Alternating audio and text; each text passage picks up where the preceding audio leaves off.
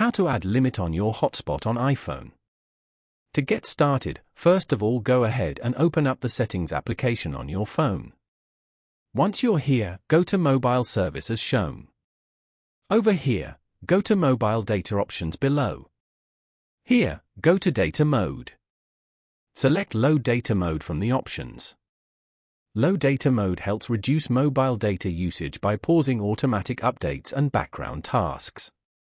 Now, go back and tap on Personal Hotspot. On this page, turn on the Maximize Compatibility switch as shown. Internet performance may be reduced for devices connected to your hotspot when turned on. Following these steps, you can easily add limit on your hotspot on iPhone. Thank you for watching. Please leave a like if this tutorial helped you, or leave a comment below if you have any questions related to the video.